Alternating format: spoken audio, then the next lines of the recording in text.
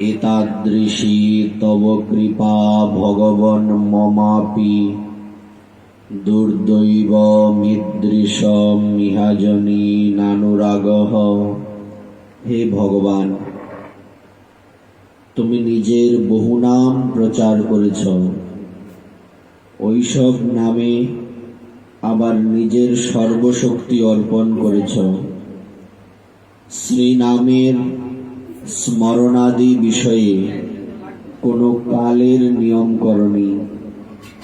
এতাদৃশ তোমার করুণা, কিন্তু আমার এমনই দুর্দৈব যে তোমার এমন নামেও আমার অনুরাগ জন্মিল না।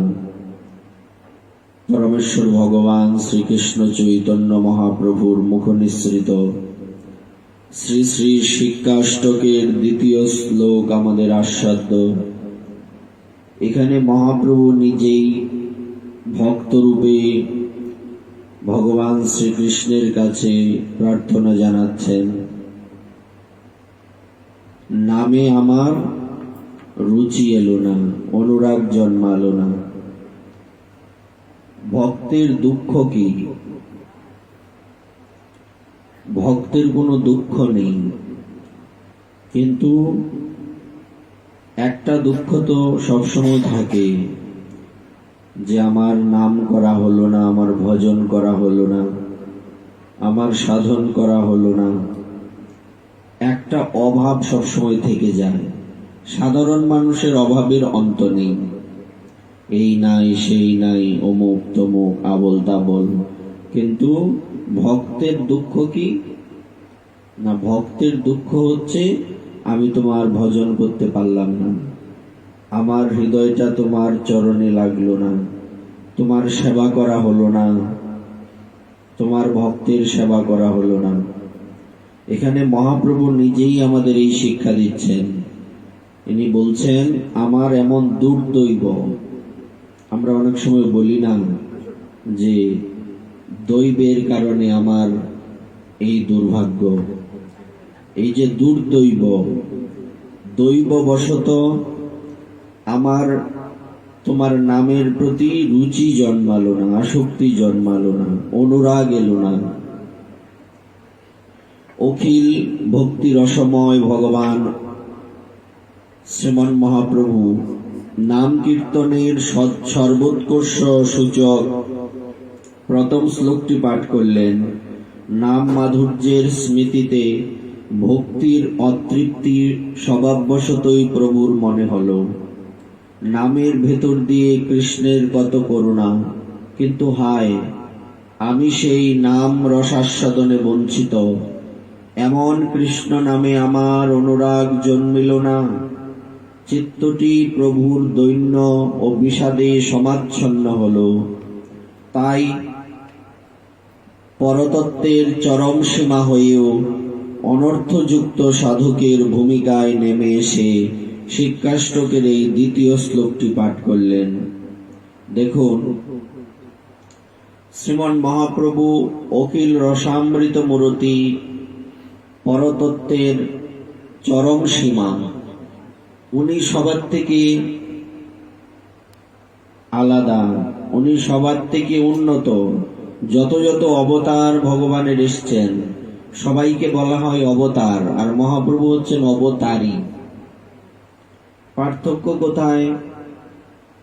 পার্থক্য হচ্ছে যার থেকে সবার অবতার হয় তিনি হচ্ছেন অবতারী। অর্থাৎ মহাপ্রভুর থেকে সমস্ত অবতারগণ এসেছেন, উনি কারো থেকে আসেননি। এজন্য উনি হচ্ছেন, মানে বিষয়টা এইরকম, আগে বুঝতে হবে। ওই যে আমরা বলি একটা প্রদীপ থেকে অনেকগুলি প্রদীপ প্রজ্বলিত করা হলো, কোনো প্রদীপ কিন্তু ছোট বড় নয়। একই রকম প্রদীপ, একটা প্রদীপ থেকে অনেকগুলি প্রদীপ তৈরি হলো।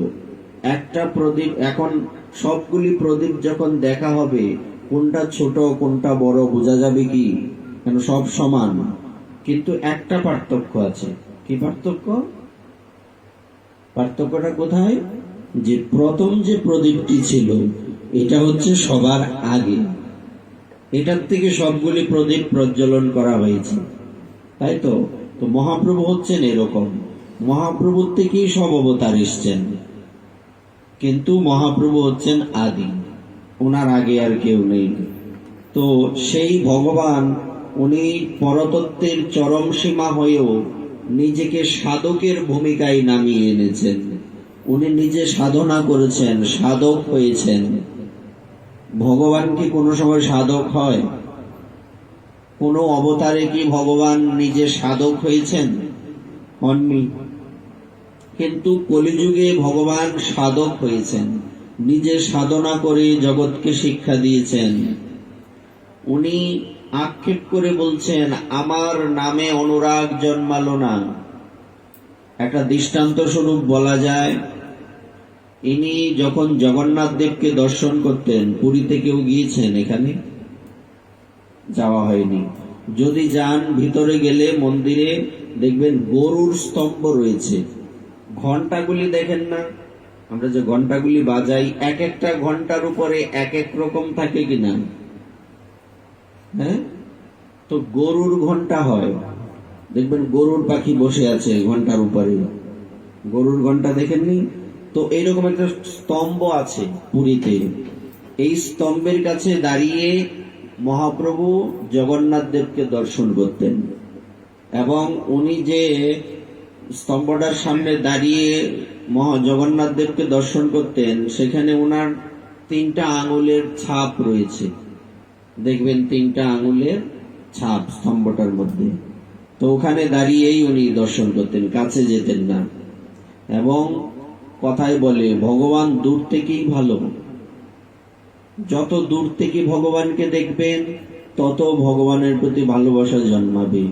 বলছে কিরকম না, আমি সবার সামনে যাওয়ার অধিকারী নই, আমি সবার পিছনে থাকব, আমি সবার পিছনে থাকব।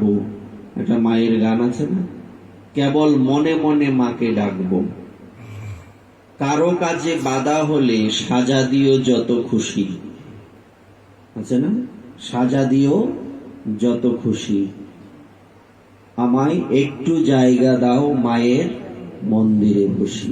বলবার অর্থ হচ্ছে যে আমি তোমাদের কাউকে, আমাদের ভাবনাটা কি থাকবে?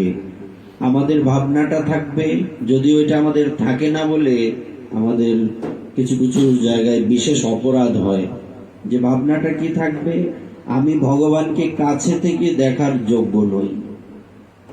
আমাকে এমন ভাবে থাকতে হবে, কারো সাথে আমার স্পর্শ যাতে না হয়। কেন? আমার ভেতরে কামনা বাসনা প্রবল, আমার স্পর্শে হয়তো কোনো ভক্তের ভজনের ক্ষতি হয়ে গেল, এজন্য আমি সবার পিছনে থাকব, সেখানে থেকে ভগবানকে দর্শন করব, কিন্তু কাছে যাব না। কিন্তু যদি কারো ভগবত সেবায় কোনো বাধা সৃষ্টি হয়, তাহলে সেই বাধার জন্য আমাকে সাজা দিও, তাতেও ভালো। কেননা সাজা পেলে কি হয়? অপরাধ কাটে। যখন আপনি ভগবানের সেবা করছেন, সেবা করতে গিয়ে আপনার যে অপরাধ হয়ে যাচ্ছে, এই অপরাধের জন্য, যেমন রান্না করছেন, রান্না করতে করতে কি সবসময় ভগবানের কথা চিন্তা করেন? অনেক সময় অন্য চিন্তা চলে আসে না? এটা অপরাধ হয় কিনা? আপনি রান্না করছেন ভগবানের জন্য, কিন্তু চিন্তা করছেন অন্য কোথাও, অন্য কোনো বিষয় নিয়ে, মনটা আপনার অন্য কোথাও পড়ে আছে, তখন এতে কি হচ্ছে? অপরাধ হচ্ছে। সেই অপরাধ কি করে কাটবে? হয়তো আপনার হাত কেটে গেল, হাত পুড়ে গেল, হাতে কিছু গরম পড়ে গেল, এইভাবে কি হবে? অপরাধ কাটবে, নতুবা কিন্তু অপরাধ কাটবে না। তো বলবার অর্থ হচ্ছে, মহাপ্রভু দূর থেকে দাঁড়িয়ে জগন্নাথ দেবকে দর্শন করতেন। এবং একদিনের ঘটনা, এক উড়িয়া রমণী, আদিবাসী রমণী, উনি জগন্নাথ দেবকে দর্শন করার এত আক্ষেপ হয়ে গেল, সেই আক্ষেপের জন্য উনি মহাপ্রভুর কাঁধে উঠে গেলেন। বিষয়টা বুঝছেন তো? কারণ পুরীতে, বৃন্দাবনে গিয়েছেন অনেকে, তো ওখানে দেখবেন ভিড় থাকে বাঁকে বিহারী মন্দিরে, তো ওখানে একটু যদি কেউ খাটো হয় তো ঠিক মতো বাকি বিহারীকে দর্শন করা যাবে না। আরো একটা বিশেষ সমস্যা আছে, সেটা হচ্ছে এই পর্দাটা দিয়ে দেওয়া হয়। ধরুন কয়েক সেকেন্ড, 20 সেকেন্ড, 30 সেকেন্ড থাকে, আবার পর্দা খোলা হয়, আবার লাগানো হয়। এমনিতেই ভিড়, তারপরে আবার ঠিক মতো আপনি দেখতে পারবেন না। আর খাটো হলে আরো দেখতে পাবেন না, কারো কাঁধের উপর ধরে এরকম দেখতে হবে, তাও কষ্টকর। তো এই আদিবাসী রমণী উনি জগন্নাথ দেবকে দর্শন করতে পারছিলেন না। ওনার এত জগন্নাথ দেবকে দর্শনের লালসা জেগে গেল, উনি মহাপ্রভুর কাঁধে চড়ে গেলেন। উনি বুঝতে পারছেন না সামনে কে আছে বা কি আসে বিষয়ে। যখন উনি মহাপ্রভুর কাঁধে চলে গেলেন, আশেপাশে মহাপ্রভুর পার্ষদগণ ওনাকে নামানোর চেষ্টা করছেন, হাত ধরে নামানোর চেষ্টা করছেন, এই নামো নামো এরকম বলছেন। মহাপ্রভু বলছেন, তোমরা বাধা দিও না, ওনাকে যথার্থ দর্শন করতে দাও। এই মাতাজির যে ভগবানের প্রতি, ভগবানকে দর্শন করার যে লালসা হয়েছে, এরকম আমার কবে হবে? দেখুন, ভগবান নিজে ভগবান হয়ে উনি কেমন ভাবনা উনার মনে কাজ করাচ্ছেন, উনি কি বলছেন যে আমার এমন দিন কবে হবে। সেই দিক থেকে বিচার করে এখানে যে মহাপ্রভু বলছেন আমার নামে অনুরাগ হলো না, আমার কবে হবে, কবে হবে বলো সেদিনও আমার। এই যে ঠাকুর মহাশয় আদি সবাই প্রার্থনা জানাচ্ছেন যে আমার সেদিন কবে হবে, সেদিন কোন দিন, কিসের অপেক্ষা, কি চাচ্ছ তুমি, তুমি কি চাও? তো এখানে মহাজন যখন প্রশ্ন করলেন, সেই প্রশ্নের উত্তরে ভক্তগণ সাধুবৃন্দ উত্তর করছেন যে আমি যে এখন সুন্দর বিছানায় ঘুমাই, আমি যে সুন্দর ভালো ভালো পোশাক পরি, আমি ভালো মন্দ খাবার খাই, তো এইগুলি ছেড়ে দিয়ে আমি বৃন্দাবনে কি করব না, তেজিয়া শয়ন সুখ বিচিত্র পালঙ্ক, কবে ব্রজের ধুলায় ধূসরিত হবে অঙ্গ। যেমন আমরা বদ্রীহরির কথা বলছিলাম না, ওই ফলটা দিয়েছিলেন যে রাজা, ওই রাজা উনি যখন সংসার ত্যাগ করে চলে গেলেন, উনি একটা গাছতলায় শুয়ে আছেন। শুয়ে থেকে উনি ভাবছেন, আগে আমি কত সুন্দর বিছানায় ঘুমাতাম, দুগ্ধ দবল বিছানায় শরীরটা দিলেই অর্ধেকটা ডেবে যেতাম, নরম বিছানা, মাথার বালিশ, কোলের বালিশ, পায়ের বালিশ, কত রকমের বালিশ।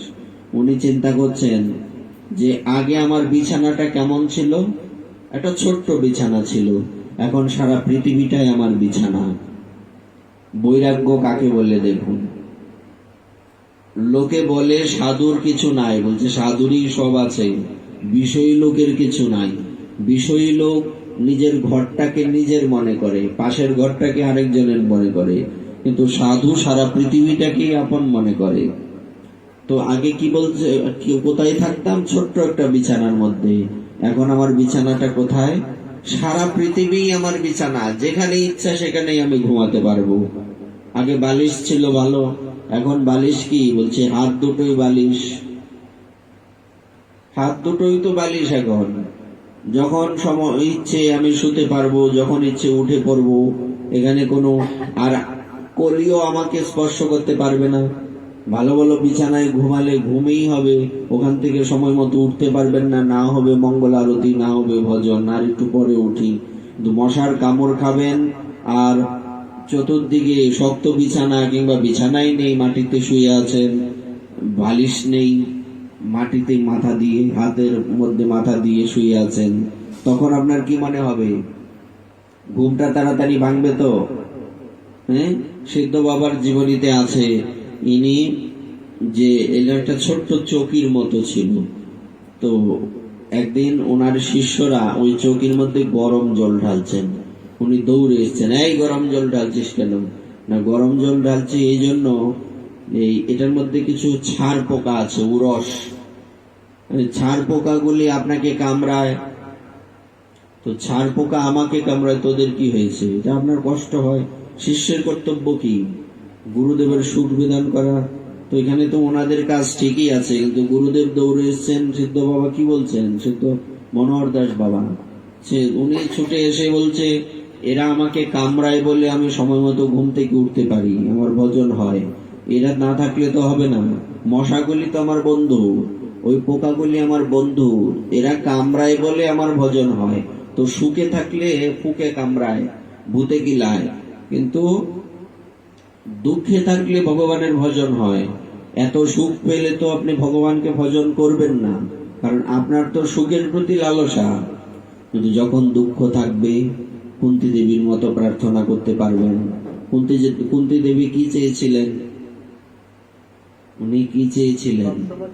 উনি ভগবানের কাছে দুহাত পেতে চেয়েছিলেন যে আজীবন আমার দুঃখ থাকুক, দুঃখ থাকলে তোকে পাওয়া যায়, দুঃখ যেখানে নাই সেখানে তুই নাই।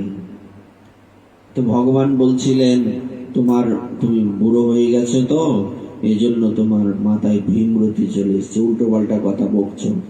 তুমি কি বলছো এসব? এত কষ্ট করে রাজ্য পেলে, তোমার ছেলে চক্রবর্তী সম্রাট হলো, আর তুমি এখন বলছো এত বছর বনবাসে কাটিয়েছো, কত যন্ত্রণা সয়েছো, দেখেন না মহাভারতে? তো এই অবস্থায় তুমি আবার দুঃখ চাইছো, বলছো দুঃখ পেলে ভালো, তোর কথা মনে হবে, তোকে কাছে পাবো। আর সুখ পেলে কি লাভ যদি তোকে ভুলে যেতে হয়? সেই সুখের কি অপেক্ষা? সেই সুখ তো আমি চাই না। তো যেটা বলছিলাম, প্রার্থনা কি? উনি বলছেন যে আগে আমার বালিশ ছিল, এখন হাত দুটোই বালিশ। আর আগে মাথার উপরে ছাইমানা ছিল, তো এখন পুরো আকাশটাই আমার কাছে সামিয়ানার মতো। তারপর ঝাড়বাতি ছিল, তারাগুলি কত সুন্দর এখন জ্বলজ্বল করছে, সারা আকাশ ব্যাপী আমার ঝাড়বাতি। দেখুন, হ্যাঁ, আগে আমার ছোট্ট একটা রাজ্য ছিল, আমার ঘরে কয়েকজন পরিবারের ব্যক্তি ছিল, কিন্তু আজকে সারা পৃথিবীটাই আমার জন্য পরিবার। এর থেকে ভালো প্রাপ্তি আর কি হতে পারে? ঠাকুর মহাশয় তাই তো বলছেন, ত্যাজিয়া শয়ন সুখ বিচিত্র পালঙ্ক, কবে ব্রজের ধুলায় ধূসর হবে অঙ্গ। এই যে প্রার্থনা জানিয়ে যাচ্ছেন, এই যে আক্ষেপ, এই যে দুঃখ, ভক্তের দুঃখ এটা। কিন্তু আমাদের কি দুঃখ? এই নাই সেই নাই, অমুক সমস্যা তমুক সমস্যা, ঘরে ঝামেলা। কিন্তু ভক্তের এইসব সমস্যা বা এইসব দুঃখ থাকে না, বরং সদা সর্বদা ওনারা প্রার্থনা করতে থাকেন, কবে হবে বলো সেদিনও আমার। এই যে মনের মধ্যে একটা অনুভূতি, মনের মধ্যে যে একটা ভাবনা যে কবে তোমাকে পাবো, কবে তোমার যে স্থান, তোমার যে ধাম, যেখানে তুমি সবসময় অবস্থান করো, সেখানে আমার বসতি হবে, বসতি করিব কবে তাই। হরি হরি আর কি এমন দশা হব, এ ভব সংসার তেজি, পরম আনন্দে মজি, আর কবে ব্রজভূমে যাব। সুখময় বৃন্দাবন কবে হবে দর্শন, সে ধুলি মাখিব কবে গায়, প্রেমে গদগদ হইয়া রাধা কৃষ্ণ নাম লইয়া, কান্দিয়া বেড়াবো ভরায়। যখন উদ্ধব বৃন্দাবনে এলেন, তখন ওনার মনে অহংকার ছিল। মূলত গোবিন্দ বলেছেন, ব্রজবাসীদের খবর নিয়ে আসো, এরা আমার বিরহে জ্বলছে। উদ্ধব মহাশয় ভাবছেন ইনি ভগবান, ইনার বিরহ এরা করবে কেন? কারণ ভগবান সবার, ইনাদের একার তো নয়, তো ইনারা এত দুঃখ পাবেন কেন? ইনারা ভগবানের মায়ায় পড়ে গেছেন। উদ্ধবের মাথায় সেটা ছিল না, ভগবানকে ভালোবাসলে সেটা মায়া নয়। কারণ ওনার মধ্যে কিছু শুষ্ক বৈরাগ্য ছিল, শুষ্ক ভালোবাসা ছিল, রসময় ভালোবাসা ছিল না। উনি যখন বৃন্দাবনে এলেন, ব্রজবাসীদের কথা যখন শুনলেন, উনাদের ভাব যখন দর্শন করলেন, দেখলেন যে নন্দ মহারাজের ঘরে চুলাই জ্বলে না, চুলার ভেতরে মাকড়সার জাল পড়ে গেছে। এরা বাঁচে কেমনে? এরা বাঁচে কিভাবে? শুধু কৃষ্ণ বলে কাঁদে, কৃষ্ণ কৃষ্ণ বলেই তাদের জীবন অতিবাহিত হয়। তাদের খাবারের কথা মনে নাই, তাদের আর কিছুই মনে থাকে না। মা যশোদা তো চোখই খুলেন না। যেদিন থেকে গোবিন্দ ব্রজ ছেড়ে চলে গেলেন সেদিন থেকে মা যশোদার চোখ আর খুলে না। উনি চোখ বন্ধ করেই রাখেন। আচ্ছা, চোখ খুলো না কেন, বন্ধ করে রাখো কেন? বলছে কারণ কি জানো? চোখ খুলে যদি তাকেই দেখতে না পাই, কাকে দেখব, কি দেখব? একজন ভক্ত, এটা হচ্ছে ভক্তের বিশেষ বৈশিষ্ট্য, না কৃষ্ণ ছাড়া আমি কাউকেই দেখব না। রাধারানীকে দেখুন, অন্ধ হয়ে জন্মেছেন, বলে এসছেন ওখানে যে যতক্ষণ আমি তো তুমি ছাড়া আর কোনো পর পুরুষকে দেখি না, যতক্ষণ পর্যন্ত তোমার দর্শন না হবে ততক্ষণ কিন্তু আমার চোখ অন্ধ থাকবে। ঠিক আছে, গোবিন্দ গেলেন, স্পর্শ করলেন, তারপরে রাধারানীর চোখ খুললেন। চোখ খুলে প্রথমে ওনাকেই দেখলেন, আর কাউকে দেখেন না। উনি পরপুরুষের দিকে তাকানো না, ওনার একটাই দর্শন, একজন ব্যক্তি, উনি একজনকেই সদা সর্বদা চিন্তন করেন, সেই হচ্ছেন গোবিন্দ। বলবার অর্থ হচ্ছে, উদ্ধব যখন এইসব দেখলেন উনি আশ্চর্য হয়ে গেলেন, এসব কি ব্যাপার? আমি ভক্তি বা ভালোবাসাকে কিভাবে দেখতাম, এখন কি দেখছি? আমার মনে এসেছিল আমার মতো ভক্ত মনে হয় পৃথিবীতে আর দ্বিতীয় নেই, কিন্তু আজকে বুঝতে পারলাম আমি ভক্ত তো নই। ওই মোবাইলটা বন্ধ করো। আমি তো ভক্ত নই, বরং আমার ভেতরে ভক্তির লেশ মাত্র নেই। বিষয়টা একবার চিন্তা করুন। উদ্ধবের মনের অহংকারকে দূর করার জন্য গোবিন্দ কি করলেন? উনাকে বৃন্দাবনে পাঠিয়ে দিলেন। ব্রজবাসীদের ভালোবাসা দেখে, ব্রজবাসীদের গোবিন্দ প্রেম দেখে উনি এতটাই আশ্চর্য হয়ে গেলেন এবং উনি এতটা দুঃখ পেলেন। আগে কি বলতাম, আগে কি ভাবতাম যে আমার মতো ভক্ত পৃথিবীতে দ্বিতীয় নেই, আমি একমাত্র কৃষ্ণ ভক্ত, সবচেয়ে বড়। কিন্তু আজকে বুঝলাম আমার মধ্যে ভক্তির ছিটে ফোটাও নেই। ইনি যখন বৃন্দাবনের খবর নিতে এলেন, খবর নিতে কত সময় লাগে?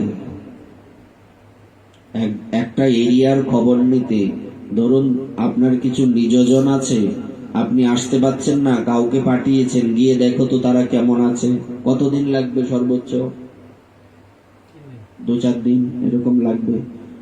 উনি বৃন্দাবনে গিয়ে আর আসতেই চান না, 10 মাস ছিলেন সেখানে। ভাবতে পারেন? 10 মাস সময় পর উনি যখন বৃন্দাবন ছেড়ে চলে যাবেন, উনি যেখানে পরিক্রমা মার্গে উদ্ধব কুণ্ড আছে, ওখানে বসে বসে উনি কাঁদছিলেন যে আমার তো বৃন্দাবন ছেড়ে চলে যেতে হচ্ছে, আমার মনটা যেন এখানেই পড়ে থাকে। উনি ওখানে বসে বসে কেঁদে কেঁদে ওনার চোখের জল একটা কুণ্ড হয়ে গিয়েছিল, এটার নাম হচ্ছে উদ্ধব কুণ্ড। ভাবতে পারেন? চোখের জলে কুণ্ড হয়, পুকুর হয়ে যায় একটা ছোটখাটো, শুনেছেন কোনোদিন? হতে পারে এরকম? বলছে হয় বই কি, সেটা কৃষ্ণ প্রেমে হতে পারে, অন্য কোথাও হয় না। উনি সেখানে বসে বলছিলেন যে যদি গোবিন্দের আদেশ না থাকতো তা আমি কোনোদিন ব্রজ ছেড়ে কোথাও যেতাম না। ওখানে বসে বসে উনি গড়াগড়ি দিয়ে কেঁদে কেঁদে বলেছিলেন, আমার এই দেহটা যাতে বৃন্দাবনে যায়, আমার এই দেহটা যাতে অন্য কোথাও ত্যাগ না হয়, আমার মনটা, আমার হৃদয়টা যাতে সদা সর্বদা বৃন্দাবনে পড়ে থাকে। ওখানে গড়াগড়ি দিয়ে কেঁদেছিলেন। আগে কি ভাবনা ছিল? ব্রজবাসীরা সব মূর্খ, গোবিন্দের মায়ায় পড়ে গেছে। আসক্তি, এটা আসক্তি নয়। সংসারে যখন আপনার মন কোথাও পড়ে থাকবে সেটা আসক্তি, কিন্তু আপনার মনটা যখন গোবিন্দ চরণে পড়ে থাকবে সেটার নাম প্রেম, সেটার নাম ভালোবাসা। উদ্ধব সেটা জানতেন না। সেখানে সেই গড়াগড়ি দিয়ে কেঁদে কেঁদে বলেছিলেন, বন্দে নন্দ ব্রজস্ত্রী নাম পাদরেণু মবিষ্ণস ইয়াসাম হরিকতোদ্গীতম পুনাতি ভুবনত্রয়ম। বলেছিলেন, আমি সেই নন্দ মহারাজ এবং ব্রজবাসীদের চরণ বন্দনা করি, যারা সদা সর্বদা কৃষ্ণ নাম করে যাচ্ছেন, কৃষ্ণ কথা বলে যাচ্ছেন, আর কোনো কথাই তাদের মনে নেই, আর কারো কথাই তাদের হৃদয়ে সঞ্চারিত হয় না, কর্ণমূলে আর কিছু প্রবিষ্ট হয় না। কৃষ্ণ কৃষ্ণ কৃষ্ণ কৃষ্ণ, শুধু কৃষ্ণ। যেদিকে দেখেন সেদিকেই গোবিন্দকে দেখেন। যেটা মা যশোদা বলছিলেন, চোখ কেন খুলেন না? না, চোখ খুলেন না যদি তাকিয়ে অন্য কিছু দেখতে হয়। উদ্ধব দেখতে কৃষ্ণের মতো। উদ্ধব যখন এলেন, মা যশোদা শুনেছেন কৃষ্ণ এসছেন, ইনি তখন কি করলেন? ইনি চোখ খুললেন, কিন্তু মুহূর্তেই উনি শুনলেন কৃষ্ণ আসেননি। কে এসেছেন? না, কৃষ্ণের প্রিয় সখা উদ্ধব এসছেন। আবার চোখ বন্ধ করেছেন। উনি আর দরজা কোনোদিন খুলে না, ওখানে দরজা বন্ধ করে বসে আছেন। নন্দ মহারাজ বলছেন, যশোদা দেবী তো মেয়ে মানুষ, ঘরের মধ্যে বসে আছে, কিন্তু আমি তো পুরুষ মানুষ, আমার তো কত কাজ থাকে, আমি বৃন্দাবনের রাজা, আমি ঘরে বসে থাকতে পারি না। কিন্তু আমি কি করব? আমি যখন, দেখো না উদ্ধব, এই যে চতুর্দিকে দেখতে পাচ্ছ তো এত সুন্দর পিলার স্তম্ভ, এই কতবার যশোদা বকেছে, দৌড়ানি দিয়েছে, আর আমার কানাই ওই স্তম্ভের পিছনে দাঁড়িয়ে আছে। বাবা বলবে না কিন্তু, মাকে বলো না কিন্তু, পিছনে দাঁড়িয়ে আছে। কখনো কখনো আমার পিছনে দাঁড়িয়েছে, আমাকে রক্ষা করতে হয়েছে। এই এই বিষয়গুলি আমি আমার নয়ন পথে উদিত হয়। দেখো না, ঘরে এমন কোন কোণা আছে যেই কোণের মধ্যে গোবিন্দ লুকিয়ে থাকেনি? যশোদার ভয়ে আমি কোনোদিন মারিনি, বকিনি, কিন্তু যশোদা খুব বকেছে, মেরেছে। হ্যাঁ, একবার ভাবো, তুমি আমাকে বোঝাতে আসছো কৃষ্ণ ভগবান, যাকে আমার স্ত্রী সর্বক্ষণ গালি দিত, সর্বক্ষণ মারত, দৌড়াতো, সে ভগবান তুমি আমাকে শিখাতে এসছো? বলবার অর্থ হচ্ছে, যখন আপনি ভগবানের প্রতি অধিক ভালোবাসা হৃদয়ে পোষণ করবেন, তখন ভগবানকে ভগবান মনে হবে না, আমার মনে হবে। উনি আমার কৃষ্ণ, তুমি আমার নিতাই, তুমি আমার গৌর, তুমি আমার। এই যে আমার বোধ, আমার বোধ, আর ওই যে অভাব, ব্রজবাসীদের যে কৃষ্ণ ছাড়া যে অভাবটা অনুভূত হতো, শুদ্ধ ভক্তগণের যে অভাব অনুভূত হয়, যেমন সিদ্ধ চৈতন্য দাস বাবা ছিলেন নবদ্বীপে, ইনি সবসময় বলতেন, আমার সাধন হলো সারা, আমার ভজন হলো সারা, নদের চাঁদের কান্তা আমি, কান্ত আমার গোরা। পাশে সমাধি আছে, ধামেশ্বর মহাপ্রভুর মন্দিরের পাশে পরিক্রমা করা হয় প্রতিদিন গেলে।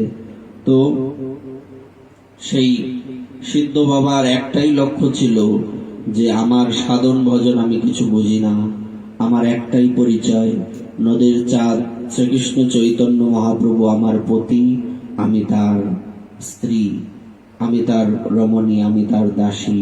এই ভাবনায় উনি ভগবানের ভজন করতেন।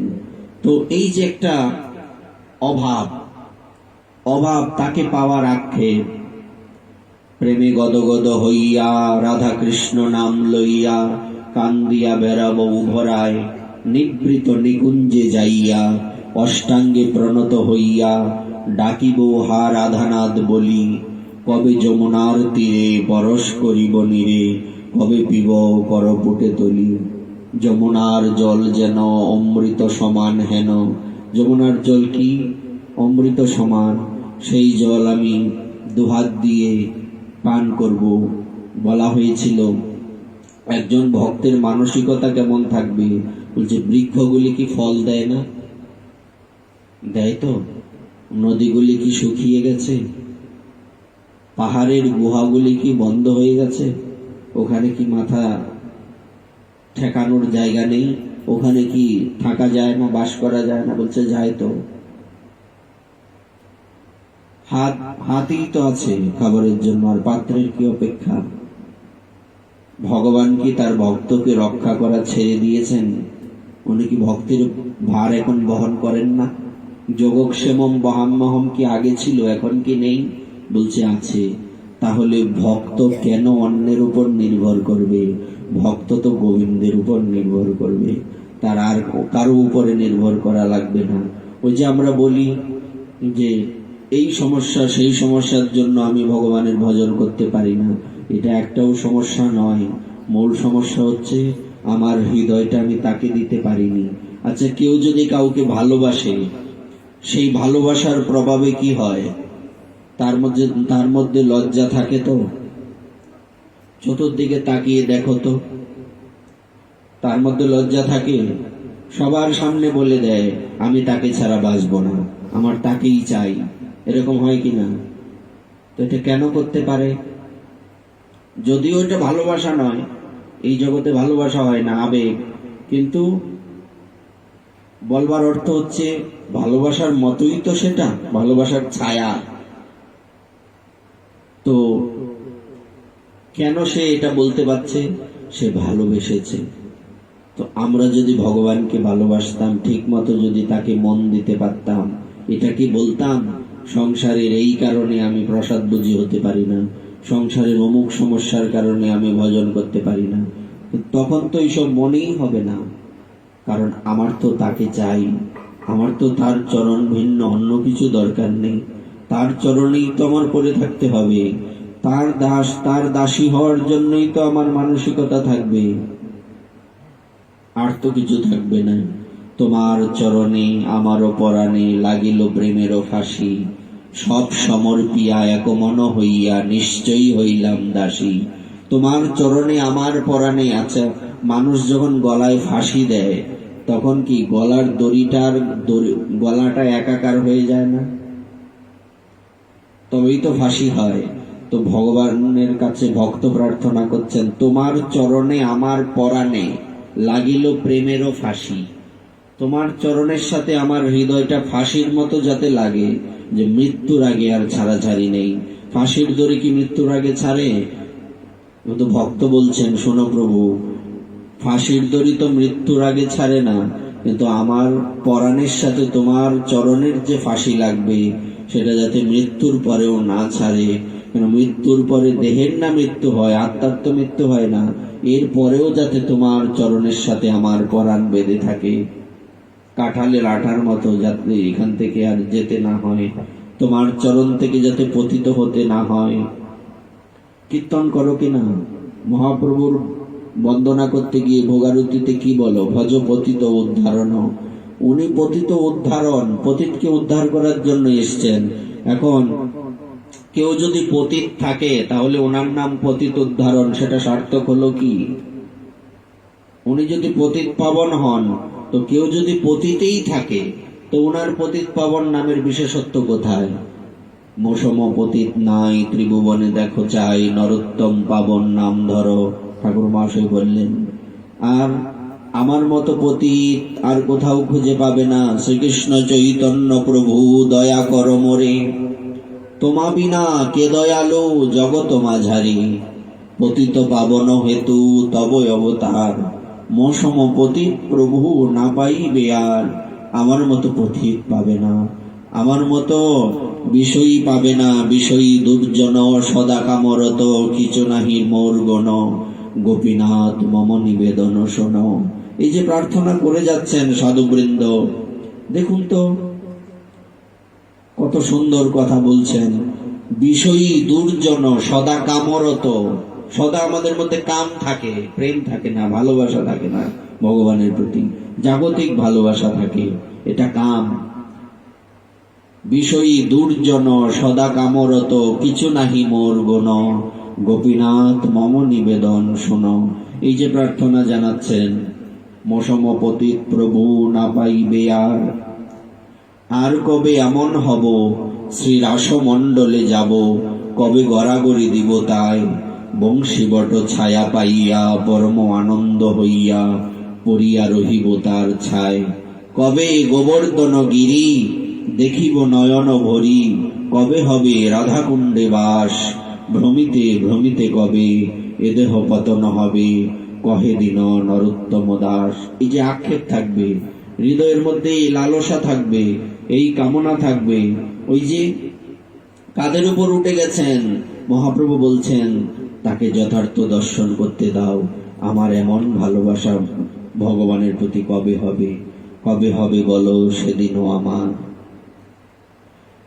তাই শ্রীল কবিরাজ গোস্বামীপাদ লিখেছেন, উঠিল বিষাদ দৈন্য পরে আপন শ্লোক, যার অর্থ শুনি সব যায় দুঃখ শোক। এই শ্লোকের অর্থ শুনলে আমাদেরও দুঃখ শোক দূরীভূত হবে, দুঃখ শোক যাবে, অর্থে শ্রী হরিনামে প্রীতির সঞ্চার হবে, যার ফলে আনুষঙ্গিকভাবেই সাংসারিক দুঃখ শোক আদি দূর হবে। অথবা দুঃখ শোক বলতে নামে অনুরাগ বা প্রীতি সঞ্চারিত না হওয়ার যে দুঃখ বা শোক তা যাবে। ওই যে বললাম ভক্তের দুঃখ কি, সাংসারিক দুঃখ নয়। ভক্তের দুঃখ হচ্ছে নামে আমার অনুরাগ হলো না, নামে আমার রতি জন্মালো না, নামে আমার ভক্তি জন্মালো না।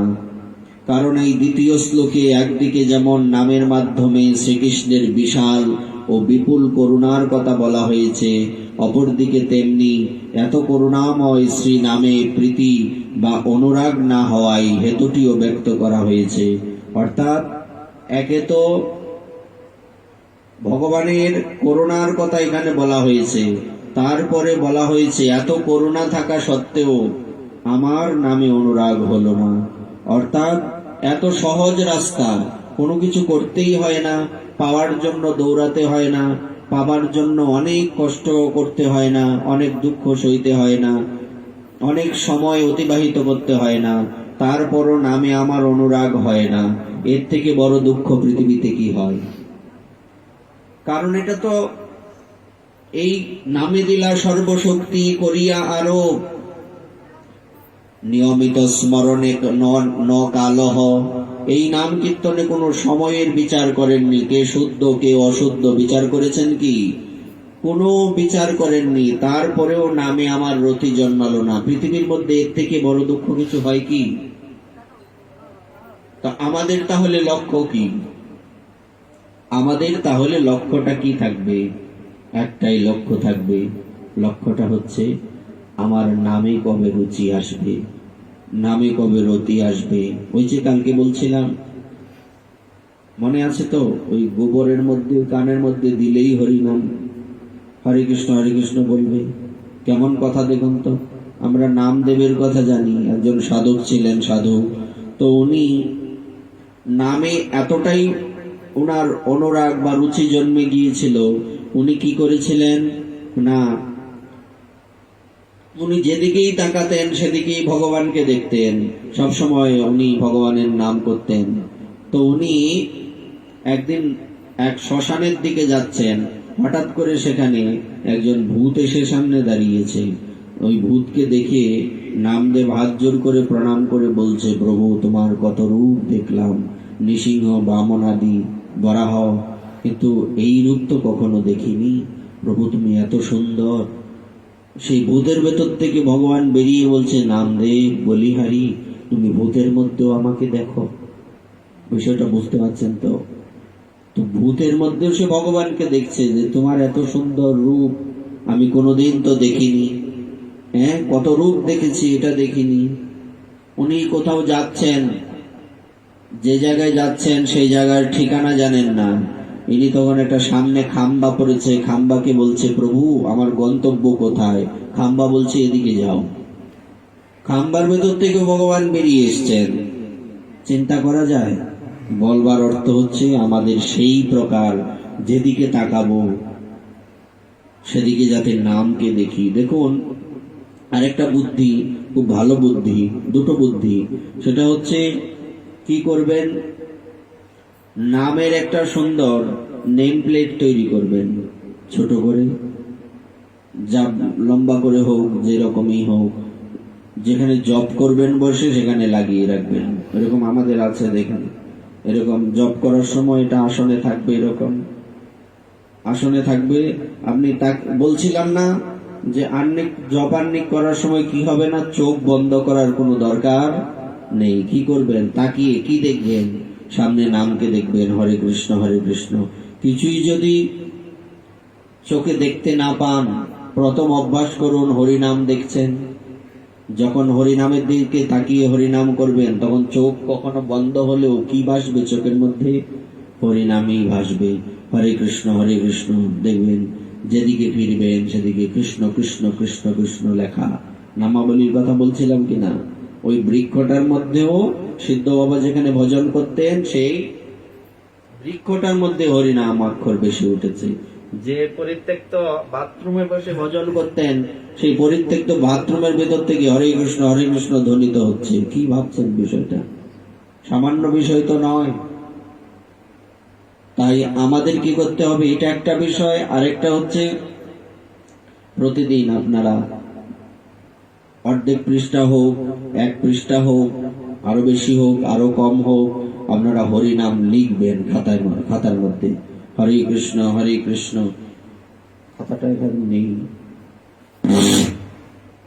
ধরুন এরকম একটা খাতা আপনি নিলেন, খাতাটার মধ্যে এই খাতায় আর কিছু লিখবেন না, পৃষ্ঠার মধ্যে হরে কৃষ্ণ কৃষ্ণ কৃষ্ণ হরে হরে, হরে রাম রাম রাম হরে, যতটুকু পারেন। যখনই সময় পাবেন, একটু সময় পাবেন, খাতায় একবার লিখেন, দুইবার লিখেন, কোনো সমস্যা নেই, লিখতে থাকুন। দেখবেন আমরা আগে এরকম যখন পড়াশোনা করতাম তখন বলা হতো যে একবার লেখা 10 বার পড়ার সমান। খেয়াল আছে কথাটা? লিখতাম না এরকম, একবার লেখা 10 বার পড়ার সমান। আপনি যে হরিনাম করছেন, হরে কৃষ্ণ আপনি মুখে বলছেন, আপনি যখন লিখছেন ওটা 10 বার করা, একবার লিখছেন মানে 10 বার হরিনাম করার সময় হয়ে যাচ্ছে, মানে কৃপা হয়ে যাচ্ছে, সমান হয়ে যাচ্ছে। তো এই জন্য এই দুটো বিষয় আপনারা লক্ষ্য রাখবেন, করা যায় কিনা। এক হচ্ছে হরিনাম সামনে রেখে হরিনাম জপ করা, বৃন্দা দেবী তো থাকবেই, নতুবা কৃপা হবে কিভাবে। আর লিখবেন তো একটা সময় দেখা যাবে যেদিকে ফিরাই আঁকি সেদিকেই হরিনাম দেখি, শুধু হরিনাম দেখবেন, হরে কৃষ্ণ, আর কিছু দেখবেন না, আর কিছু চোখে আসবে না। যদি জাগতিক বিষয়ে চোখে ধরা পড়ে, ওই জাগতিক বিষয়টার মধ্যে আপনি হরিনাম দেখবেন। ওই পরিস্থিতি আমাদের তৈরি করতে হবে। তো তেমনি অপরদিকে এত করুণাময় শ্রীনামে প্রীতি বা অনুরাগ না হওয়ার হেতুটিও ব্যক্ত করা হয়েছে। সুতরাং এই শ্লোকের ব্যাখ্যা আমাদের প্রণিধানপূর্বক শ্রবণ করতে হবে। মানবের সংস্কার অনুরূপ তাদের রুচিও ভিন্ন ভিন্ন। ভিন্ন রুচিহি লোকা, অনেক লোকের বাঞ্ছা অনেক প্রকার। সবার বাসনা কি একরকম? এক একজনের বাসনা এক এক রকম। তাই সকলের ভগবানের কোনো একটি নামে রুচি বা লোভ নাও হতে পারে। বিশেষত সাধকের নিজ ইষ্টদেবের নামেই রুচি বা প্রীতি হওয়া স্বাভাবিক। তাই করুণাময় শ্রী ভগবান অনন্ত অবতারের অনন্ত নাম প্রচার বা প্রকাশ করলেন। দেখুন, আমাদের নামটা হরে কৃষ্ণ নামটা কিন্তু নির্দিষ্ট। তারপরেও যদি কেউ মনে করে যে আমার গৌর নামে রুচি, নিতাই নামে রুচি, রাধা নামে রুচি, কেউ করতে পারে, কোনো সমস্যা নেই। নামের যে কোনো একটা নামে যাতে রুচি হয়, কিন্তু মহাপ্রভু যে নাম আমাদের দিয়ে গেছেন এই নাম করাটাই আমাদের শ্রেয়। কেন? কারণ হচ্ছে যে গৌর যে শিখালো নাম সেই নাম গাও, অন্য সব নামের মহিমা সেই নামেই পাও। যত সংখ্যক নাম আছে সব নামের মাহাত্ম্য বা মহিমা কৃপা কোথা থেকে পাবো? এই হরে কৃষ্ণ মহামন্ত্রের থেকেই পাবো। কিন্তু তারপরেও যদি কারো মনে হয় যে আমার রাধা নাম বেশি পছন্দ, আপনি রাধা নাম করতে পারেন প্রেমানন্দ বাবার মতো। দেখেন না প্রেমানন্দ বাবা হলুদ কাপড় পরা, বৃন্দাবনে 20 বছর 22-23 বছর ধরে ওনার দুটো কিডনি নষ্ট, এখনো জীবিত আছেন। কেউ রাম নাম করতেই পারেন। আমরা যেহেতু গৌরীয়, আমাদের গৌর নাম আর কৃষ্ণ নামেরই স্পেশালিটি। কেউ রাম নাম করলেও আপত্তি নাই, রাম তো কৃষ্ণের মধ্যে আছে। হরে কৃষ্ণ হরে রাম নেই? রাম আছে কিনা এখানে? তো আছে। আপনি রাম নাম করলে এই হরে কৃষ্ণের মধ্যে পেয়ে যাবেন। হরে রাধারানী, কেউ রাধে রাধে করলে হরে মানে কে? হরে কে? রাধারানী। কৃষ্ণ আছেন, রাম আছেন, কি নেই? সবই এই হরিনামের মধ্যে আছে। তাই বলছি সমস্ত নামের মহিমা এখানেই পাওয়া যাবে। তাই আমাদের ওই ইষ্ট মন্ত্র, ইষ্টদেবের কথা তো আমরা সবাই জানি, ওই দিন বলছিলাম আমাদের ইষ্টদেব যার যার পরম্পরা অনুযায়ী হয়। কে হয় ইষ্টদেব? তোমাদের ইষ্টদেব কে? ইষ্টদেব? তোমাদের ইষ্টদেব হচ্ছে রাধা ব্রজমোহন, তাই নয় কি? তো এরকম প্রত্যেকটা পরিবারের এরকম ইষ্টদেব থাকেন।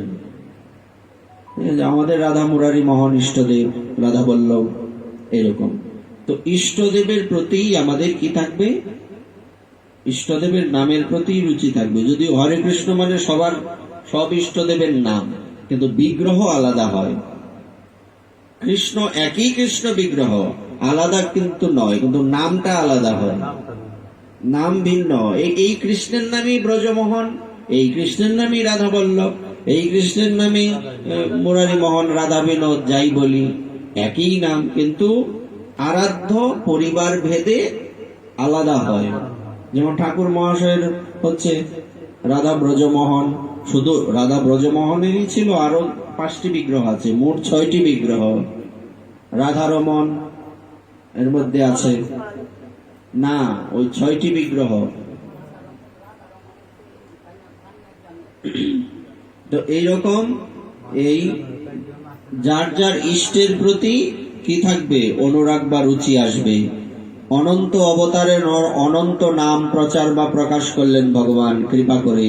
কৃষ্ণ, রাম, নৃসিংহ, বামন আদি নামের মধ্যে যে নামে যার রুচি তিনি সেই সপ্রিয় নাম কীর্তন করবেন, সমস্যা নেই। কৃষ্ণ রামাদি মুখ্য নাম ছাড়াও শ্রী ভগবানের নানা অবতারের জন্মগত, কর্মগত ও গুণগত ও লীলাগত বহু নাম আছে। আরেকটা বিষয় হচ্ছে স্বরূপের মধ্যে একটা সেবা থাকে নির্দিষ্ট। হ্যাঁ, একজন ভক্ত সব সেবা করবেন, কিন্তু একটা নির্দিষ্ট সেবা থাকে। কারো বাল্য সেবা, মাল্য সেবা, চন্দন সেবা, এরকম শৃঙ্গার সেবা, আলাদা সেবা থাকে। তো আলাদা আলাদা আলতা সেবা, তো এরকম আলাদা আলাদা সেবা হয়। তো এই আগে লক্ষ্য রাখতে হবে বিষয়টা, যে গুরুদেব যে আমাকে সেবাটা দেবেন, ওই সেবাটা উনি বুঝেই দেবেন। কেননা উনি জানেন তো আমার মনের মধ্যে কোন সেবাটার প্রতি লালসা, উনি দেখবেন, জানেন। হ্যাঁ, ঠাকুর মহাশয়ের কি সেবা ছিল বলো? মাথা নাড়াইলে হবে। তোমার কি ঠাকুর মহাশয়ের পরিবার না? একই পরিবার তোমরা, বলো ঠাকুর মহাশয়ের সেবা কি? তোমাদের একই পরিবার সব, বেশিরভাগই। কি সেবা ঠাকুর মহাশয়ের? পদ সেবা না, একদমই না, একটা বললেই হবে না। ঠাকুর মহাশয়ের কি সেবা? পরমেশ্বর ঠাকুর মহাশয়ের সেবাটা কি ছিল? দুগ্ধাবর্তন সেবা। না না, কিসের মিষ্টান্ন? স্বর্ণের পাত্রে দুধ বসাইছে মনে নাই, হাত পুড়ে গেল, আঙুল পুড়ে গেল। ওনার হচ্ছে দুগ্ধাবর্তন সেবা। যুগল কিশোরকে গরম দুধ সেবা দেবেন, এটাকে বলছে দুগ্ধাবর্তন সেবা। এগুলি আগে জানতে হবে তো, কার কি সেবা। যেমন আমাদের গুরুদেবের ছিল আলতা সেবা। এবং একদিন গুরুদেবকে জিজ্ঞাসা করা হয়েছিল, আমাদের সুবলদা জিজ্ঞেস করেছিলেন, বাবা আপনার কি কোনোদিন রাধারানীর সাথে সাক্ষাৎ হয়েছে? বলছে, শোনো, এসব তো বলতে নেই, এবং আমি থাকাকালীন এই কথা কাউকে কিছু বলবে না। আমি নিজের হাতে রাধারানীর চরণে আলতা পরিয়ে দিয়েছি। বিষয়টা বুঝতে পারছেন তো? ওই ভাবনাটা আগে কি বলছিলাম, হরিনাম করতে করতে চতুর্দিকে দেখতে দেখতে কি দেখবে? চোখের সামনে হরিনামই ভাসবে। যখন তোমার নামে সম্পূর্ণ নিষ্ঠা চলে আসবে, তখন কি আসবে? তখন নিষ্ঠার প্রভাবে তখন নামই আসবে। যখন আপনার হৃদয়ের মধ্যে ওই যে গুরুদেব যে সেবাটা দিয়েছেন, ওই সেবাটা করতে করতে করতে করতে চিন্তা করতে করতে একটা সময় কি হবে? আসলেই সাক্ষাৎ ওই দিন রাধারানী কিংবা মহাপ্রভু সামনে এসে প্রকটিত হবেন। আপনার সেবাটা আপনি নিজে একদম সাক্ষাতে করতে পারবেন। সাধনে ভাবিবে যাহা, সিদ্ধ দেহে পাবে তাহা। রাগ পথের এই তো উপায়। রাগ মানে ওই যে রাগ করে যে রাগ না, এখানে রাগ মানে অনুরাগ, রাগানুগা মার্গের ভজনের কথা বলা হচ্ছে। তো এইটা আমাদের লক্ষ্য রাখতে হবে। আলাদা আলাদা সেবা। কৃষ্ণ রামাদি মুখ্য নাম ছাড়াও শ্রী ভগবানের নানা অবতারের জন্মগত, কর্মগত, গুণগত ও লীলাগত বহু নাম আছে না? জন্মগত নাম, কর্মগত নাম, গুণগত নাম, লীলাগত নাম। এক একটা নামের এক একটা বিশেষত্ব।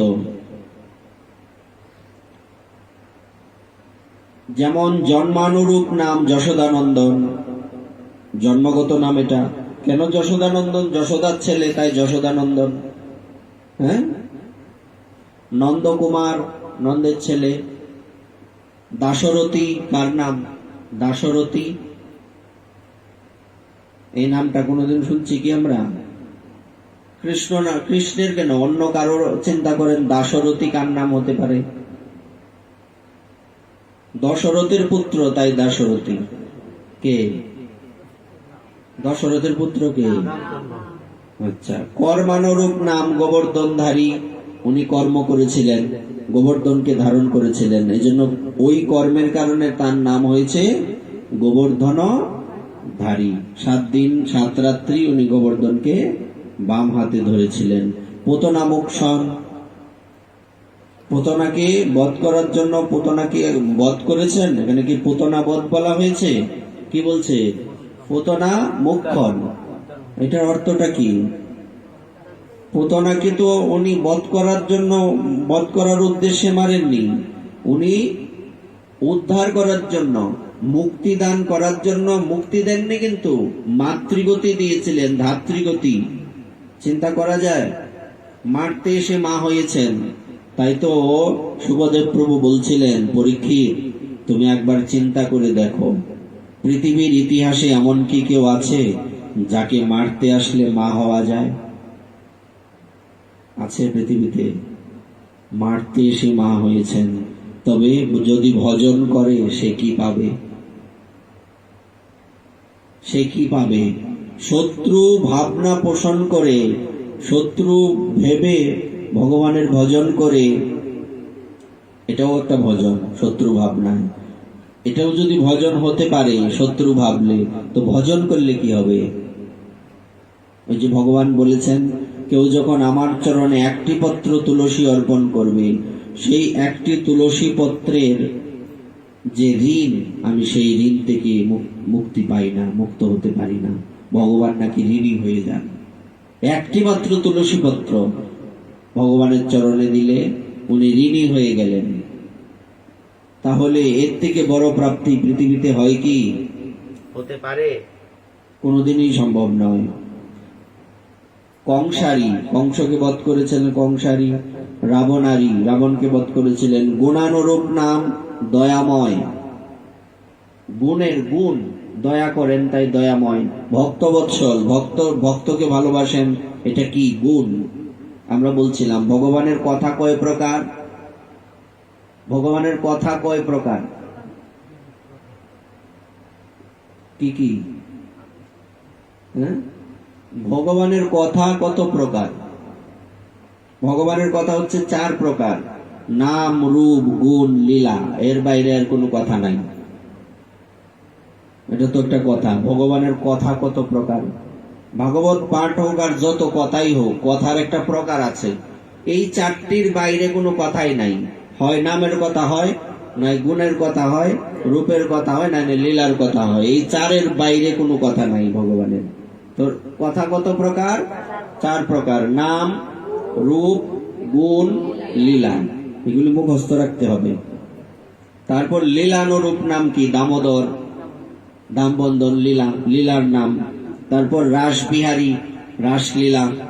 হ্যাঁ, তাহলে আমরা বুঝলাম যে গুণ অনুরূপ নাম কোনটা? নামের নামগত, জন্মগত নামে কোনটা? তারপর কর্মের কোনটা? গুণের কোনটা? লীলার কোনটা? তাই তো। যেমন এখানে বলছে জন্ম অনুরূপ নাম যশোদানন্দন, তারপর কর্ম অনুরূপ নাম গোবর্ধনধারী, তারপর গুণ অনুরূপ নাম হচ্ছে দয়াময়, ভক্তবৎসল, লীলার নাম হচ্ছে রাসবিহারী, দামোদর ইত্যাদি। শ্রীকৃষ্ণের এই সকল নামের মধ্যে যার যে নামে রুচি, তিনি সেই সপ্রিয় নাম কীর্তন করলে চিত্তশুদ্ধি ক্রমে প্রেম লাভ ও শ্রী ভগবত চরণ সেবা লাভ করে ধন্য হবেন। সপ্রিয় নাম কীর্তনের মহিমা শ্রীমদ্ ভাগবতে স্পষ্টত বর্ণিত হয়েছে। এবং ব্রত সপ্রিয় নাম কীর্তা জাতানুরাগ দ্রুত চিত্ত উচ্চই হসত্ততোরুদিতি রৌতি গায়ত্তুন্মদাবন্মিততি লোকাবাজ্য। অর্থাৎ এইভাবে ভক্তি অঙ্গের অনুষ্ঠান পরায়ণ ভক্ত সপ্রিয় ভগবান নাম কীর্তন করতে করতে প্রেমোদয় বশত দ্রবিত চিত্তে বিবশ হয়ে উন্মত্তের নেই কখনো হাস্য করেন, কখনো রোদন করেন, কখনো গান, কখনো বা নৃত্য করতে থাকেন। এই শ্লোকের সারার্থদর্শিনী টিকায় শ্রীল বিশ্বনাথ চক্রবর্তীবাদ যা লিখেছেন তার সারমর্ম এই যে, এখানে আগে বলি, যখন ভগবানের নামের প্রতি যখন ভক্তের আবেশ হয়ে যায়, তখনও কখনো সে কখনো কি করে, কান্না করে, কখনো হাসে, কখনো গান করে, কখনো বা নৃত্য করতে থাকে। চক্রবর্তীবাদ এর মহিমায় এই সারমর্ম লিখেছেন, সপ্রিয় নাম কীর্তনে ভক্তের চিত্তে প্রেমের সঞ্চার হয়। তখন এই বিশ্বের দৃশ্য তার সম্মুখ থেকে অপসারিত হয়ে যায়। ওই যে বলছি, চোখের সামনে আর কিছু তখন দেখা যায় না। তিনি অহর্নিশি শ্রী ভগবান এবং তার মনোহর লীলার স্ফুরণ প্রাপ্ত হয়েই হাস্য রোদনাদি করতে থাকে। আচ্ছা, কখনো কখনো একা ঘরের মধ্যে বসে আছেন, হঠাৎ স্বামীর কথা মনে পড়লো, মুখে হাসি আসে কিনা, কেউ নাই, একলা একলাই হাসছেন, হয় কিনা এরকম হয়। তেমনি ভগবানের কথাও যখন আপনি চিন্তা করবেন, আপনি যখন এর মধ্যে ডুবে যাবেন, তখন কি হবে? তখন আপনিও একলা একলাই হাসবেন। যেমন ভক্ত স্ফুরণে একলা একলা কান্না আসবে, একলা একলাই নৃত্য করতে মন চাইবে, ভেতরটা আনন্দে নাচছে, জিহ্বাই নাচবে, হরে কৃষ্ণ বলতে থাকবে। যেমন ভক্ত স্ফুরণে দেখেছেন শ্রীকৃষ্ণ ননিচুরি করতে কোন গোপীর গৃহে প্রবেশ করেছেন, বৃদ্ধা গোপী টের পেয়ে ননিচোরকে ধর ধর বলে ছুটে আসছেন, তার চিৎকার শুনে শ্রীকৃষ্ণ ভয় পেয়ে পালিয়ে যাচ্ছেন। এই হাস্যোদ্দীপক লীলাটি দেখে ভক্ত আসছেন। হাসার কথা না? হাসার কথা কি না? ধরুন আপনি নিজে পড়েছেন ভাগবতে কিংবা পাঠে শুনেছেন যে এক গোপী, উনি যখন বৃদ্ধা গোপী দেখতে পেয়েছেন যে কৃষ্ণ অর্থাৎ গোপাল ননিচুরি করছে, তখন সে ধর ধর বলে পেছনে ছুটছেন আর গোবিন্দ ছুটছেন। হঠাৎ করে যদি লীলাটা মনে পড়ে, হাস্য আসবে কিনা? কিংবা এমন যদি হয় এক গোপী তাকে ধরে ফেলেছে, ধরার সাথে সাথেই বলছে আজকে তোকে বাঁধবো। যশোদা বলে না যে একবার বেঁধে এনে দেখাও। হ্যাঁ, অর্থাৎ আপনি অপরাধ করেছেন, আপনার শাস্তি কিসের উপর ডিপেন্ড করে হবে? প্রমাণ দিতে হবে কিনা, সাক্ষী প্রমাণ লাগবে। একবার ধরে এনে দেখাও, দেখাও দেখি। শুধু শুধু আমার এই দুধের বাচ্চার উপরে তোমরা ওই উল্টা পাল্টা কথা বলে বেড়াও। হ্যাঁ, অতিরিক্ত আদর না পাইয়া পাইছে ধন, ওই শেষ বয়সে 70-80 বৎসরের ছেলে হয়েছে। ভাবা যায়, শেষ বয়সের চেয়ে আগে কোনো সন্তান নাই, এটার আদর তেমনি বেশি। তো এইবার আর মায়ের তো সন্তানের কোনো দোষই ধরা পড়ে না। এটা আবার সবসময় সবটা ভালো নয়, ভগবানের বিষয়টা ভিন্ন। কখনো কোনো মা বাবার কাছে সন্তানের বিষয়ে যদি কেউ বিচার দেয়, সে ওই তার প্রতি রাগ করে। হ্যাঁ, আমার সন্তানের দোষটাই দেখো আর কারোটা দেখো না। মনে করলা তুমি তোমার সন্তানের 12টা না 20টা বাজায় দিছ, জীবনেই শেষ 24টা বাজায় দিছ। এটা কখনোই নয়, বরং তুমি তার কথা শুনে তোমার সন্তানকে বোঝাবে, শাসন করবে, না একজন তোমার নামে বিচার কেন দেবে? সন্তানের প্রতি এত মোহিত হয়ে যাবেন না। এত অতিরিক্ত ভালোবাসায় সন্তান কি হয়? বেশি ভালোবাসা নয়, মাঝে মধ্যে মারেরও দরকার আছে, শাসনেরও দরকার আছে। ভগবানেরই শাসন হয়েছে। কোনদিন কি ভগবান রামচন্দ্রকে মা এই কি বলে, ভগবান রামচন্দ্রের মায়ের নাম কি? দেবী কৌশল্যাকে শাসন করেননি? তোমাদের কি মনে হয়? মহাপ্রভুকে কি সচী মাতা কোনদিন শাসন করেননি? তো ভগবান যে পৃথিবীতে লীলা করেছেন, ভগবানকেই ওনার মাতা পিতা কখনো কখনো শাসন করেছেন। না, আমাদের কেন করা হবে না? আমরা কি একদম সব দোয়া তুলসী পাতা আর সব পচা বেল পাতা? আগে বিষয়গুলি বুঝতে হবে। তখন এক গোপী সে বলছে তোর মা শুধু বারবার বলে ধরে এনে দেখাও, তাই নয় কি? তো ধরে এনে দেখানোর কথা যেই বলা হয়েছে, আজকে তোকে ধরে দেখাবো, তো গোপালকে স্তম্ভের সাথে বাঁধতে গেছে। গোপালকে তো বাঁধা যায় না, মা যশোদাই পারে না, অন্যের কা কথা। হ্যাঁ, তো বলছে তুই বাঁধতেও শিখিসনি, ছোট ছোট কথা এ যদি বলে এরকম গিয়ে বাঁধতেও শিখিসনি তো কেমন হবে? তো আপনি এইসব লীলার কথা আপনি চিন্তন করবেন, একলা হাসবেন কিনা? একলাই আপনার হাসি আসবে। বাঁধতেও শিখিসনি তুই, শুধু শুধুই খেয়ে মোটা হয়েছিস। বৃদ্ধ গোপীকে এমনি তার রাগ, আরো রাগ বাড়িয়ে দিলেন কিনা, খেয়ে মোটা হয়েছিস আর বুড়ো হয়ে গেছিস, চুল পেকে গেছে, এখনো বাঁধতেও শিখিসনি। সব দেখিনি এইভাবে বাঁধতে হয় না, কিভাবে বাঁধতে হয় দেখায়, তুই কি করে বাঁধবি? মা আমাকে মাঝে মধ্যে বাঁধে, তো আমি জানি কি করে বাঁধতে হয়, তুই এখানে দাঁড়িয়ে পড় দেখি। তো দাঁড়িয়েছে, ওই গোপীকে বেঁধেছে, তো এবার খোল। তো খুলবো ধরি, বলছে কেন খুলবে না কেন? বলছে শোন শোন গোপী, আমার মা না আমাকে বাঁধতে শিখিয়েছে, খুলতে শেখায়নি, তো কি করে তোকে খুলে দেব? যখন আপনি লীলার কথা স্মরণ করবেন তখন আপনি হাসবেন কিনা? একলাই হাসবেন। আর যখন আপনি শুনবেন যে চিন্তা করো তো, যে পুতনাকে পাঠিয়েছে কংস যে কৃষ্ণকে মেরে ফেলতে হবে, কৃষ্ণকে চিনব কি করে? পাশে যত বাচ্চা পাবে এই তারিখে জন্ম হয়েছে তাদের সবাইকে মেরে ফেলবে। সেই পুতনা এসছে স্তনের মধ্যে কালকুট বিষ মেখে, তখন সে একদম এত সুন্দর রূপ ধারণ করে নন্দ মহারাজের ঘরে ঢুকে গেছে, তাকে দেখে সবাই মোহিত হয়ে গেছে। মুহূর্তের মধ্যে গোপালকে কুলে নিয়ে বলছে, আমাকে বসুদেব পাঠিয়েছেন না, যত মথুরাতে যত সন্তান জন্ম হয় ওই তাদের সবাইকে প্রথম আমি দুগ্ধ পান করাই, ওটা ওখানকার একটা রীতি। তো এমনিতেই দেখে মোহিত হয়ে গেছেন, দ্বিতীয়ত বসুদেব পাঠিয়েছেন। তখন উনি বলছে এখানে তো হবে না, তাকে কুলে নিয়ে বাইরে চলে গেলেন। যেই দুগ্ধ গোপাল পান করতে লাগলেন, গোপাল মনে মনে ভাবছেন তুই বিষ দে আর যাই দে, আমাকে তো দিয়েছিস। বিষয়টা ভাবুন তো, আপনি আপনার নিজজনকে বিষ দেবেন, সেটাকে ভালোভাবে নেবে তো? বাইরের লোক দূরের কথা, ভালোভাবে সে নেবে কি? নেবে না। ভগবান বলছেন তুই বিষ দিয়েছিস তাতে কি, খাবার তো দিয়েছিস, মাতৃদুগ্ধ, পৃথিবীর মধ্যে সর্বশ্রেষ্ঠ খাবার হচ্ছে এটা। এর থেকে উপাদেয় খাবার আর পৃথিবীতে আছে? সবচেয়ে পিওর খাবার এটা। যখন তুই আমাকে দিয়েছিস, যা তোকে কি দেব, তোকে মাই তো বানাতে হবে। থাক না বিষ দিয়েছিস, কিন্তু মাতৃদুগ্ধ তো দিয়েছিস। যখন আপনি এটা ভাববেন যে কেমন কথা, ভগবানকে বিষ খাইয়ে মারতে এসে মা হওয়া যায়, তখন আপনার জল আসবে কিনা চোখে? অটোমেটিক জল আসবে, হৃদয়টা দ্রবীভূত হবে। আর সেই ভগবানের ভজন আমি করলাম না, যার ভজন করছি, যাদের ভজন করছি, দিনের মধ্যে 70 বার তারা আমার অপরাধ দেখে, আমার ভুল দেখে, কিন্তু আমি যে ভালো এত কিছু করছি এতগুলি দেখে না। তো তাদের সেবা করে যাচ্ছি। আবার এই বিষয়টা গুরুদেবের বেলায় হবে না, গুরুদেবের কাজেই আপনার ভুল ধরা। শিষ্যের কাজ কি?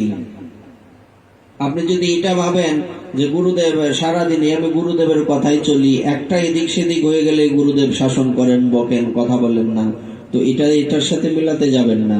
শিষ্যের কাজ কি? গুরুদেবের আজ্ঞা পালন করা। গুরুদেবের কাজ কি? সারাদিন শিষ্যের ভুল ধরা। মনে থাকবে তাইলে কথাটা। গুরুদেবের কাজ কি? সারাদিন ভুল ধরা। আরে তুমি তো এখানে এসছই তোমার ভুলগুলি সংশোধন করতে, সাধু হতে, তো গুরুদেবের কাজেই তোমার ভুল ধরা। তো এখানে যদি তুমি মনে করো এরকম, তাইলে না। সংসারের কথা বলছি, সংসারের লোকেরা তো সারাদিন কাজ করেন, তাও কি করে? ভুলেই ধরে, এটা হয় না, ওটা হয় না, একটু এদিক সেদিক হলেই মারামারি, একটু এদিক সেদিক হলে গালাগালি, রাগারাগি চলতেই থাকে, মন কালাকালি, অনেক সমস্যা। তো এদেরকে মন দিয়ে লাভ কি হলো? এরা কি করলো আমার জন্য জীবনে? কিছুই করেনি। তো যাকে ভালোবাসতে হয় না, যাকে শত্রু রূপে ভাবলে তার মা হওয়া যায়, এমন ভগবানের ভজন করবে না লোক, কার ভজন করবে? জগন্নাথ দেবের ভক্ত মাধব দাসজি, উনি যখন ওনার ডায়রিয়া হয়েছে, উনি যখন বারবার ওয়াশরুম যাচ্ছেন, তো শেষের দিকে আর উনি উঠতেই পারছেন না। উনি কি করে জল খরচ করবেন, জল ঢালতে পারছেন না, জগন্নাথ দেব নিজে এসে জল ঢেলে দিচ্ছেন। পেয়েছেন খুঁজে? জীবনের ইতিহাসে এরকম হয়? পৃথিবীতে এরকম কাউকে পাওয়া যাবে না। আর ভগবান এসে মলমূত্র পরিষ্কার করছেন, ভগবান এসে ভক্তের জন্য কামান হাতে নিয়ে যুদ্ধ করছেন। ভগবান ভক্তের জন্য কি করেননি বলুন? এক রাজার ভক্ত ছিলেন, এক রাজার নাপিত ছিলেন, তো সেই নাপিত আবার জগন্নাথ দেবের ভক্ত, নামটা মনে পড়ছে না, জগন্নাথ দেবের ভক্ত সেই নাপিত। এখন আসতে একটু দেরি হয়ে গেল। এদিকে সে কেন দেরি হলো? ভগবানের সেবা করছিল তাই দেরি হয়ে গেল। তো মুহূর্তের মধ্যে, আর রাজাদের তো খেয়াল ভালো নয়, একটু এদিক সেদিক হলেই বলবে যে একে দণ্ড দাও, শুলে চড়াও, কিংবা কারাগারে বন্ধ করে রাখো। কোনো না কোনো একটু এদিক সেদিক হলেই তারা কিন্তু আগে শাস্তি দিত, মুহূর্তের মধ্যে মেরে ফেলত, কারণ তাদের কোনো মায়া দয়া ছিল না। তখন জগন্নাথ দেব ভাবছেন, আমার সেবা করতে গিয়ে আমার ভক্তের দেরি হয়ে গেল, এ শাস্তি পাবে। উনি নিজেই নাপিতের বেশ ধরে ওই রাজার চুল কাটতে চলে গেলেন। ইতিহাস কি বলে? ভগবান, এইসব ভগবানের লীলা বা গুণের কথা যখন আপনি ভাববেন, আপনার চোখে জল আসবে না? তো হাসবেন, কাঁদবেন। আর নামের এত মহিমা, নামের প্রেমে আপনি নাচবেন না? না নেচে পারবেন? আপনার হৃদয়টাও, আপনি নাচতে পারেন না, পা ভাঙা, কিন্তু হৃদয় তো নাচছে হরিনামে, হৃদয়টা ঠিক নাচবে। তারপর আচ্ছা, তার চিৎকার শুনে শ্রীকৃষ্ণ ভয় পেয়ে পালিয়ে যাচ্ছেন ওই গোপী, আর হাস্যদীপক লীলাটি দেখে ভক্ত হাসছেন। শ্রীকৃষ্ণ পলায়ন করলে স্ফুরণে তাকে না দেখে রুদন করছেন। প্রিয় ভক্তের রুদন শ্রবণে শ্রীকৃষ্ণ আবার স্ফুরণে দর্শন দিলে আনন্দে বিহল ভক্ত তার রূপ গুণাদি গান করতে করতে আনন্দ বিবশ দশায় নৃত্য করছেন। গৌরীয় বৈষ্ণবগণের রাগানুগা ভজনেও যাতে সাবিষ্ট লীলার শ্রবণ কীর্তন ও ধ্যানেই মুখ্যতম ভজনাঙ্গ বলে নির্দিষ্ট হয়েছে। তো গৌরীয় ভক্তগণের, বৈষ্ণবগণের মুখ্য কোনটা? শ্রবণ কীর্তন আর স্মরণ, মানে ধ্যান। স্মরণাঙ্গা ভক্তির যাজন, স্মরণ করতে হবে সদা সর্বদা। ভগবানের লীলাগুলি স্মরণ করাই ভক্তের মুখ্য বিষয়। আপনি নাম করছেন কিন্তু মনটা অন্য কোথাও পড়ে আছে, স্মরণ করছেন না, নামটা কিন্তু ক্রিয়া। নাম করতে পারবেন, নাম করতে বাধা নেই, কিন্তু নামটা ক্রিয়া করবে না। আপনি অবহেলায় নাম করছেন, তো নাম করতে করতে চিন্তনটা কোথায় থাকবে? ভগবানের কোন লীলা, ওই লীলাটার কথা তখন আপনাকে চিন্তন করতে হবে। তাতেও সপ্রিয় নাম কীর্তন দ্বারা উক্ত অন্তরঙ্গ ভজনাঙ্গগুলি উজ্জ্বলীকৃত হয়ে উঠে বলে শ্রীমৎ সনাতন গোস্বামীপাদ বৃহৎ ভাগবতামৃতে সিদ্ধান্ত করেছেন। তদ্বি তত্তদ্ব্রজ ক্রীড়া ধ্যানগান প্রধানয়া ভক্তা সম্পদ্যতে পৃষ্ট নাম কীর্তনোজ্জ্বলম। এক্ষণে প্রশ্ন হচ্ছে, যে সকল স্বস্বপ্রিয় নাম কীর্তনের দ্বারা ভক্ত প্রেম লাভে ধন্য হয়ে থাকেন, সেই সকল নামেরই মহিমা কি সমান? শাস্ত্রদৃষ্টে জানা যায়, শ্রী ভগবানের নাম শ্রী ভগবানের ন্যায় সচ্চিদানন্দ স্বরূপ। ভগবান যেমন সচ্চিদানন্দ স্বরূপ, ভগবানের নামও এমনকি ভগবানের শুদ্ধ ভক্তও সচ্চিদানন্দ স্বরূপ। কারণ তার হৃদয়টা, ওই যে তোমার হৃদয় আর আমার হৃদয় এক হয়ে গেল, ওই দিন বলছিলাম, কৃষ্ণের হৃদয় আর ভক্তের হৃদয় তখন এক হয়ে গেল। সেই হিসাবে তার সকল নামই সমান। তথাপি নাম মাহাত্ম্যের দিক দিয়ে বিচার করতে গেলে শ্রীকৃষ্ণ নামের শ্রেষ্ঠত্ব বুঝতে পারা যায়। নাম ও নামই অভিন্ন তত্ত্ব, অভিন্ন তত্ত্বাৎ নাম ও নামিন। তাই আমরা কি বুঝলাম? নাম, সবগুলি নামই একরকম, যে কোনো ভগবানের নামই সমান, কিন্তু কৃষ্ণ নামের স্পেশালিটি আছে। এই যে আমরা হরে কৃষ্ণ নাম যেটা মহাপ্রভু আমাদের দিয়েছেন, এই নামের কিছু বিশেষত্ব রয়েছে। এর পরবর্তী অংশ আমরা আগামীকাল আস্বাদন করব। এই বলে আপনাদের চরণে প্রণাম জানিয়ে আজকের এই ভাগবতের এখানে বিশ্রাম। শ্রী গুরু নিতাই গৌর।